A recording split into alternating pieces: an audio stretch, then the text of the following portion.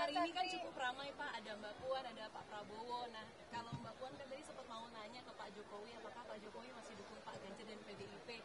Dukung semuanya untuk kebaikan negara ini. Berarti dukung Pak Ganjar, dukung Pak Prabowo, dukung Pak Anies? Dukung semuanya untuk kebaikan negara ini. Kalau Mas Gibran di deklarasi diusung jadi cawapres gimana Pak?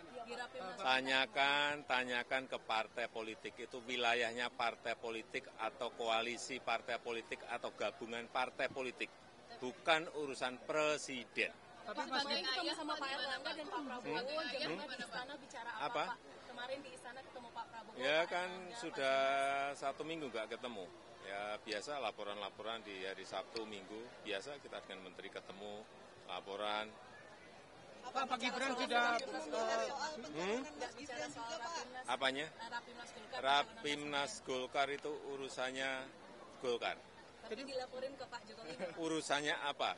Golkar melaporkan pada presiden, nggak ada urusan.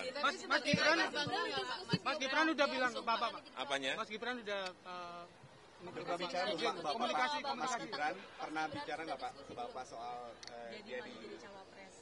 Dicalonkan sebagai cawapres dan sebagainya, udah pernah diskusi? Ya orang tua itu hanya tugasnya mendoakan dan merestui. Tapi Keputusan semuanya karena Bapak setuju nggak Pak? Karena sudah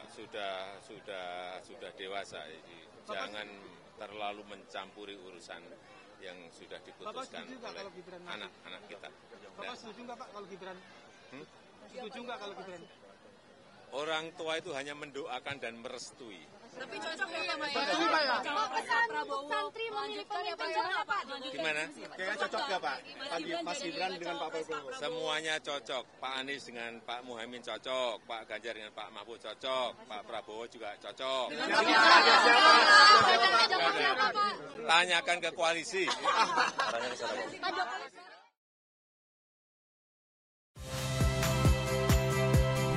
Saya Agin Fridianto. Saksikan terus program-program Kompas TV melalui siaran digital, pay TV, dan media streaming lain. Kompas TV, independen, terpercaya.